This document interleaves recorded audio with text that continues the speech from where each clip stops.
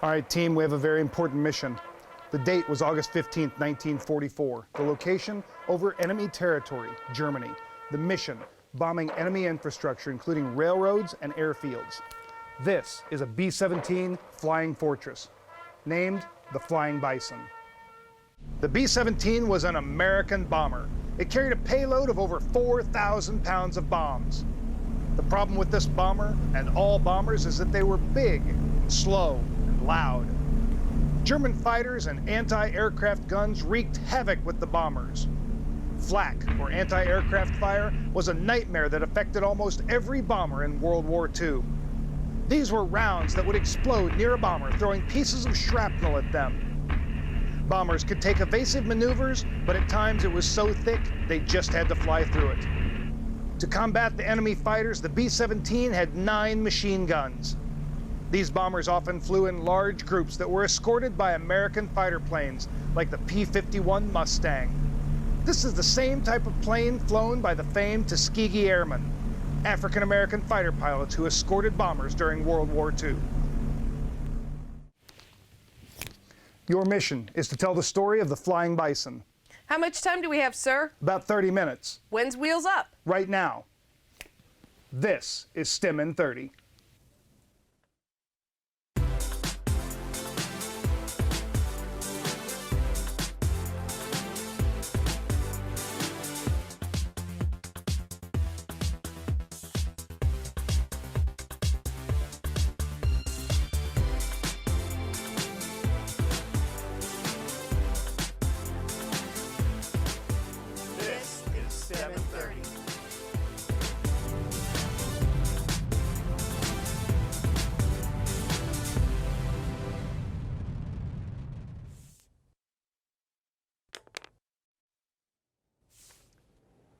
Hi, I'm Marty Kelsey, and we're in the World War II Gallery at the National Air and Space Museum in Washington, D.C., coming to you today live.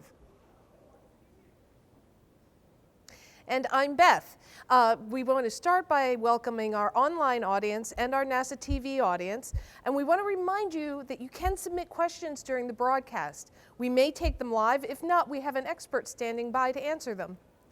This gallery is incredible. It's filled with World War II airplanes, like this Japanese Zero that you see behind me. Now, this is the same type of plane that the Japanese used to bomb Pearl Harbor, which brought the United States into World War II.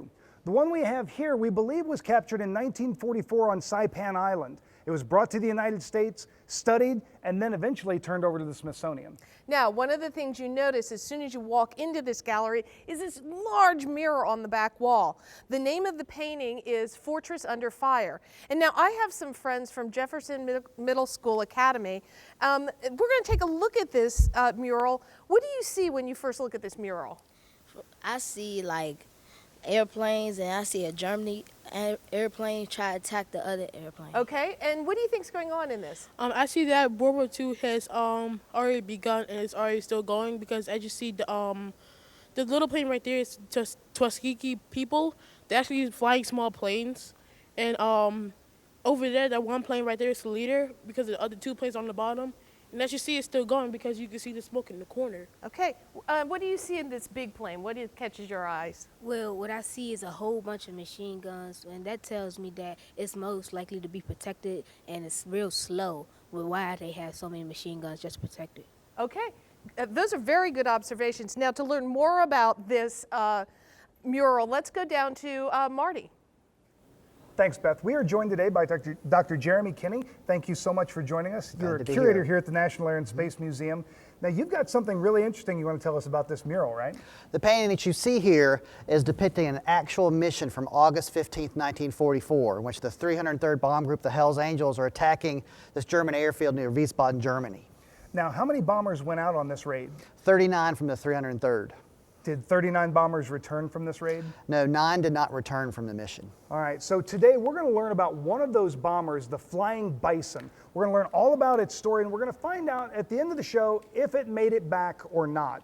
But before we get started on that, I want to know a little bit more about bombers. Can you tell us about bombers and their different purposes? Well, the ability to carry a bomb to the target is the main offensive capability of an Air Force. And so you have large 4-engine bombers like the B-17 and B-24, but also you have Navy dive bombers and torpedo bombers attacking ships on the open ocean. And they all served a different purpose, right? That's right. It's all to destroy something, but the idea is to deliver that bomb to the target. Okay, and there were different positions on the bomber, right? Yeah, on a B-17 you have a 10-man crew, and you have members of the crew dedicated to getting the bomber there, to piloting it, as well as communicating to the base back home and to other aircraft.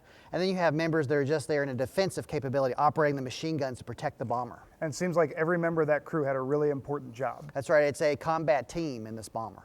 Now, we've got a really special bomber in our collection, not here, but at the Stephen F. Udvar-Hazy Center, called Flak. Can you tell us about it? Flak is a B-26 Marauder that, flying over Europe, flew the most missions of any American combat airplane during World War II, over 200.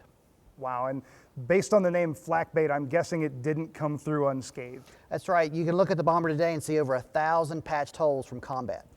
Now, that tells me that not only the flight crew, but also the ground crew was really important. That's right, combat aircraft aren't meant to survive, but that's what Flak did. It survived more than any other combat airplane for the United States. Wow. Well, you ready to take a couple questions? Yes. All right, let's go to an online question first. How many people did it take to fly a B-17 bomber? Well, there's a 10-man crew. And so you have the pilot and the co-pilot who are operating the bomber, just flying it. You have the bombardier who's actually going to aim the bombs. The navigator is going to direct the bomber to the target. The radio man who's going to communicate. The flight engineer is going to make sure all the systems work. And then you have the rest, these gunners who are just there to protect the bomber in the sky. Wow, and the bombardier actually didn't drop it when they were right over the target, did he? No, you have this analog computer, the bomb sight, and that you have to have wind distance, velocity, altitude, and that's all calculated. So usually the bombers are a little bit farther away to make adjustments for that. Awesome. All right, we've got an audience question. Come on up. Come on up here.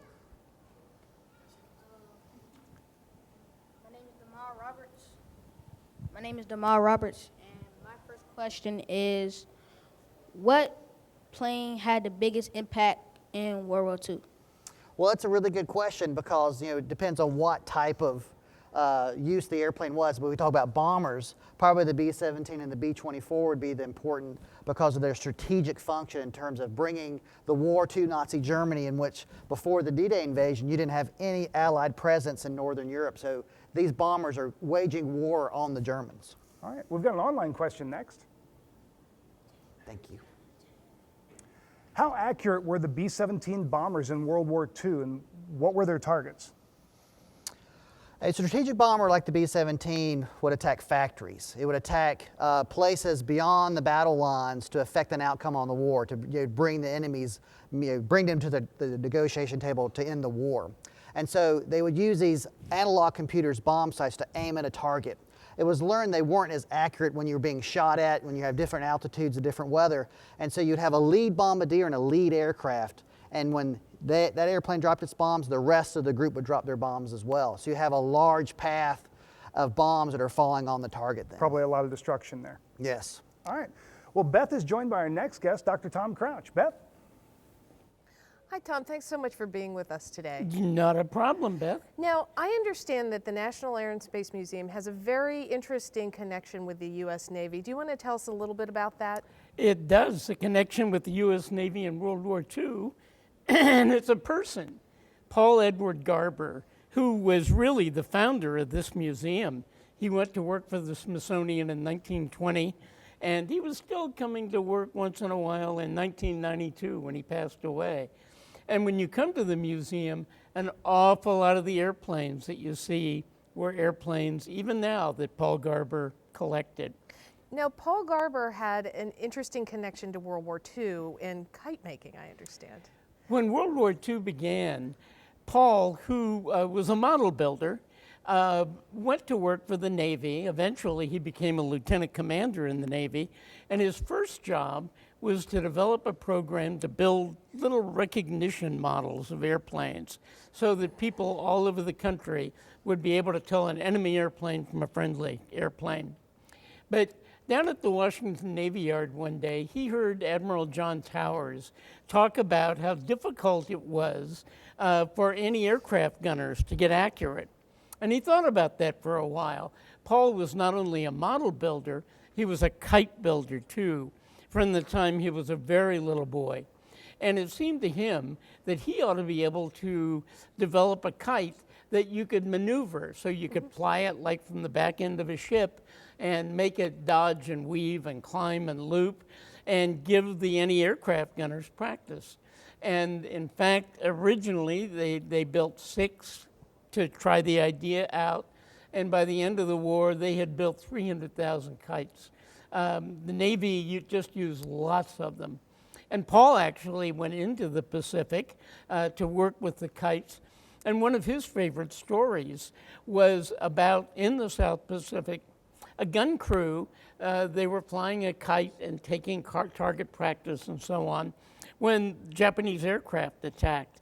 And Paul said all they had to do was go from the target kite to the enemy airplanes, and it worked just really well. So a great story. Yeah, that's a really interesting story. Should we take some questions? You bet. Okay, let's start with an online question. Why was it called the U.S. Army Air Forces in World War II, but the U.S. Air Force today?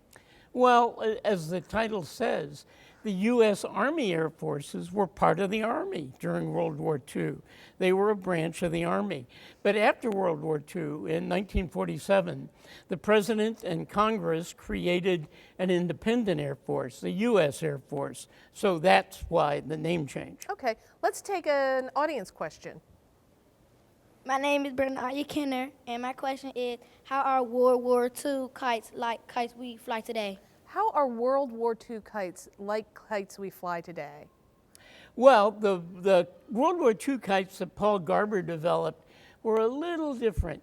Today, we can fly really sophisticated kites that you can make do all kinds of gyrations in the sky.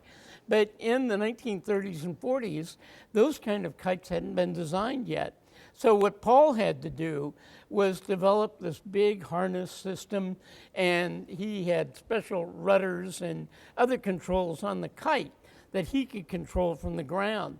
So when the kite was in the air, he could make them do all kinds of things. So it was kind of like one of the first trick kites. It was one of the first trick kites, you bet. Okay, now we've been talking about the Flying Bison, which was, as you know, a bomber. And they were big and loud and slow. So Tom, was the Flying Bison ever attacked by German fire? No, it sure was, Beth. If you look at the mural, the Flying Bison is in that group of airplanes. And you can see the enemy fighters coming in on them, and you can see the little black spots. That's anti-aircraft fire, Flak, the pilots called it. So you bet those guys were under fire. But they had little planes, little fighters that were helping them out too. To hear more about that, let's go back to Marty and Jeremy. So the Flying Bison was attacked by German aircraft. What happened? The Bison is a target for the German fighters. And they make a run past the Bison, and it just perforates the fuselage with shells, in which Roy Hughes, one of the waist gunners, dies. You have the tail gunner and the radio operator wounded. And so that pretty much disables the airplane. It can't keep up with the rest of the bomber formation, so it flies a little bit lower and slows down. And so it's been a target for these fighters. Wow. Now, bombers were big targets, so how did we combat that? How did we keep these German fighters from really tearing us up more? The key to resisting German fighters was to introduce an American fighter capable of flying with the bombers all the way to the target deep in the Nazi Germany. So the P-51 Mustang becomes this very important war-winning weapon for the American Air Forces. And this is a P-51 right That's behind right, us. that's a Mustang right there. And that seems like that's the favorite plane of a lot of these pilots. Yeah, it's a preeminent dogfighter. It has the range, and in a lot of ways, in the eyes of the pilots and the air crew, they see this as a this is a protection for them. This is going to keep them safe and get them back to base and back home in the long run. Now, there was a very special group of African-American pilots that flew these P-51 Mustangs. Can you tell us about them? Yeah, the 332nd Fighter Group, part of the 15th Air Force flying out of Italy, was the first African-American combat aviation group. And so you have these pilots that are flying escort for B-24s and B-17s, and so they are protecting these bombers and they're performing their job very well. Awesome. Well, recently I had an opportunity to sit down with one of the original Tuskegee Airmen, Charles McGee. Check this out. I am joined today by Colonel Charles McGee, one of the original Tuskegee Airmen. It is such an honor to have you here. Thank you so much. Well, thank you. Now, you were awarded, and I just messed this up a minute ago, but you were awarded the Legion of Merit. Legion of Merit, the Distinguished Flying Cross, Yes. the Bronze Star, and a Congressional Gold Medal. Yes. Now, you flew over 400 combat missions in... Indeed, 409, because I was still on board after World War II, then Korea, and then Vietnam. And you flew a ton of different airplanes. Did you have a favorite? Oh, yes, go fighter pilot's going to be the P-51 Mustang, but you got to qualify with the Rolls-Royce Merlin engine. Now, your main role during World War II was as a bomber escort, correct? That's correct. Our bombers, of course, destroying Germany's war-making potential, but they thought we had enough guns on the B-17s and B-24s to protect them. Not so against the German Air Force. Some of the early missions, they were losing half of a squadron, and that's 10 crewmen to an airplane lost.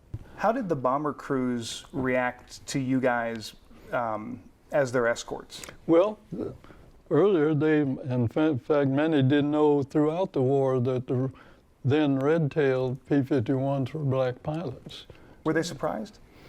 Some were surprised and some very happy because, as I say, in their escort work, we did follow our leaders' admonishment to stick with the bombers, and so we've gotten a slap on the back and a thank you.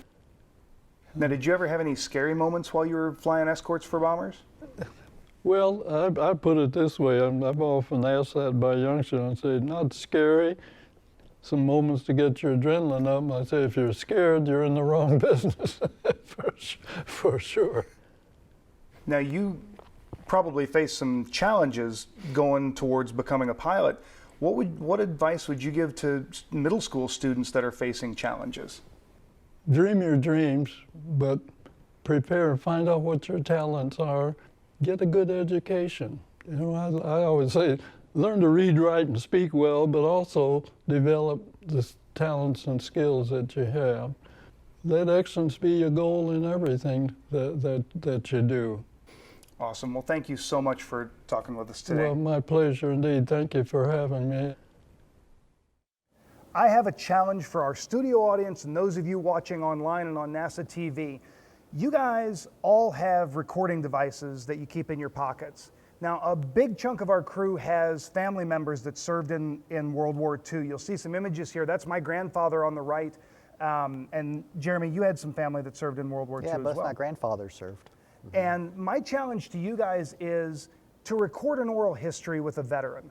We're losing our World War II veterans at an alarming rate, and you guys have the capabilities to record their stories so that they don't get lost. So I challenge you, go find a veteran, whether it be a World War II veteran or whether it be a veteran from another conflict or any veteran, and ask them some stories. We've posted on our website some resources to help you tell some oral histories and to record some oral histories. So go talk to a veteran and record those, and we'd love to hear about it here at STEM in 30. Now, over the last year, I've had an opportunity to talk to quite a few World War II veterans, and they have some absolutely amazing stories.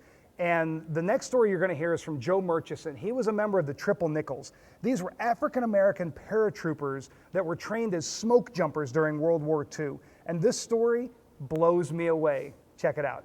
Were you ever scared when you were jumping out of an airplane? Yes, twice every jump. And what were those two times? Those two times was when I went out the door, and the second time was when I got close to the ground. Now, how many jumps did you end up with? 286. Wow. 286 jumps. Were there any interesting stories with any of those jumps? One jump, and I don't have no idea which one it was. I just know it was at Fort Bragg, and we were making a mass jump. And of course, I went out the lead jump on one door. I heard somebody yelling, "Slip, slip!" And I looked down, and there was a chute just below me. The paratrooper on that chute had seen me. I hadn't seen him. So I pulled down on my rear risers to slip to the rear, and all I did was dump my chute and drop on top of his chute on the canopy. We were trained that if you landed on anybody else's chute, to get off and activate your reserve chute. Honestly, I took a couple steps and my legs were going down into the chute that I was standing on. And about that time, my main parachute started covering me up.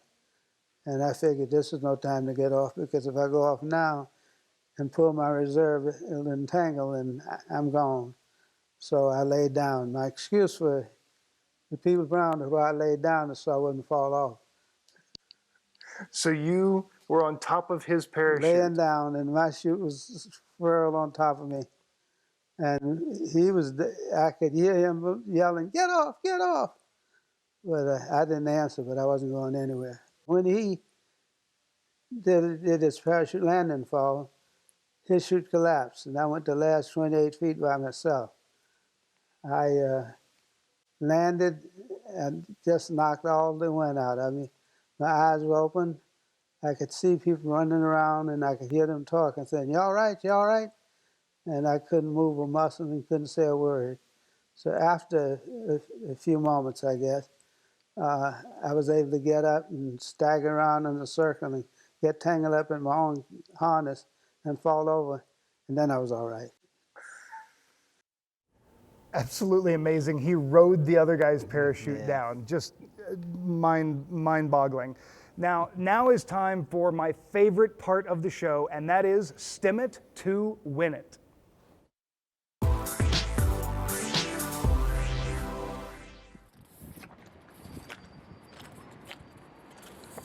Marty, what are you doing up here on the roof? I'm doing a little plane spotting. What's plane spotting? So in a few minutes, there's going to be a flyover of over 50 World War II era airplanes coming over the National Mall in celebration of the 70th anniversary of VE Day, or the Victory in Europe Day. So I'm trying to pick out some of the planes as they come over. Well, why would you want to do that? So during World War II, there was a program called Eyes Aloft, where they actually trained people to look for different types of airplanes to know if they needed to take cover or not. So I'm just trying it out. Oh, do you have some for me? Can I Sure. give it a try?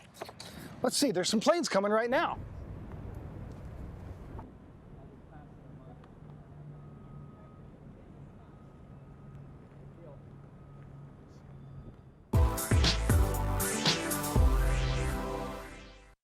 So I am now joined by our 3 plane spotters, Tehran, DeAndre, and Bernie. Now, this is what's going to happen. We're going to show you a plane. You're going to watch a video. When the video is over, if you think you know what it is, push the button and have your card ready. Are you ready to watch the first video?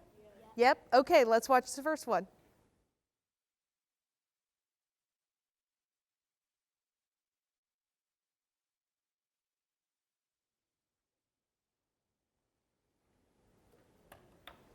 Okay, Tehran, you were quick on that. Which one do you think it is? Is it the Catalina? Okay, but show us your card. Let's see. All right.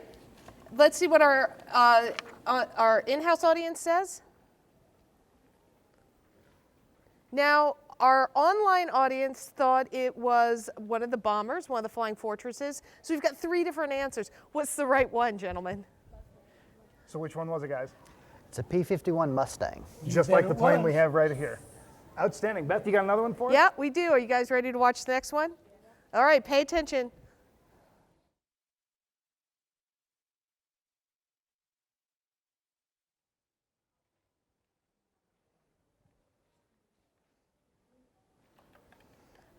Tehran was fast. Okay, what do you have? It is the Flying Fortress. It's the B-17 Flying Fortress. Our online audience thinks it's the B-17 Flying Fortress.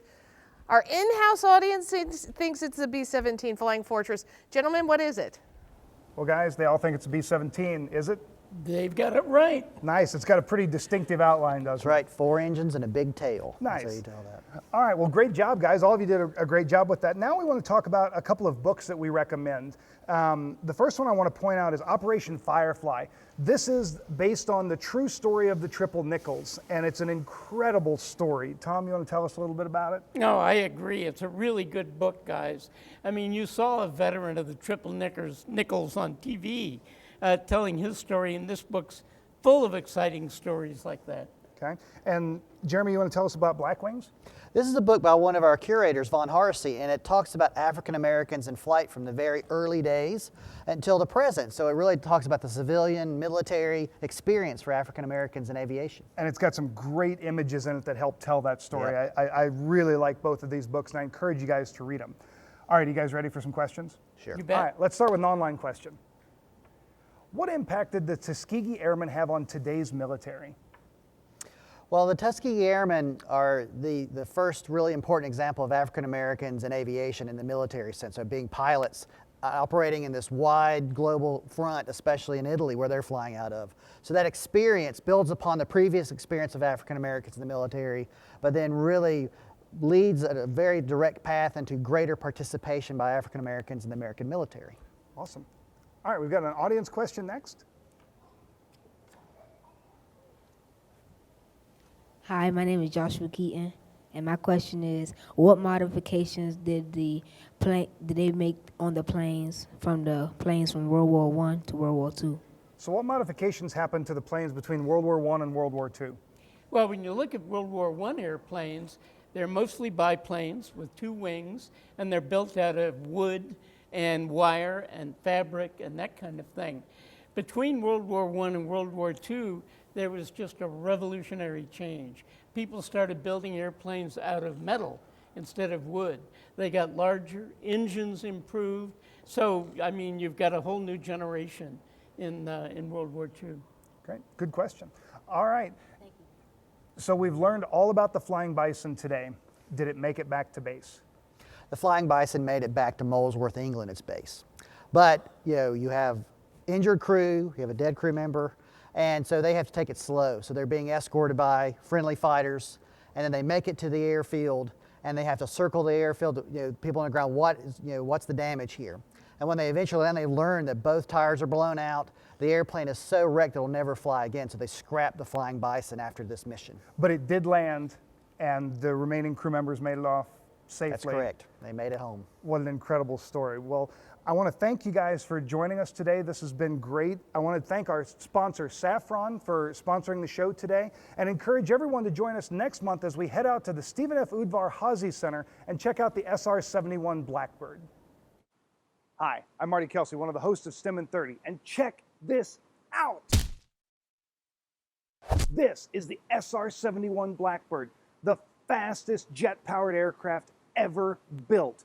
It made it from LA to DC in 1 hour and 4 minutes. That's over 2,000 miles per hour, or 3 times the speed of sound. If you think this is cool, check out STEM in 30. Thanks everybody for watching. Don't forget to submit questions next month as we talk about the SR-71 Blackbird. See you then.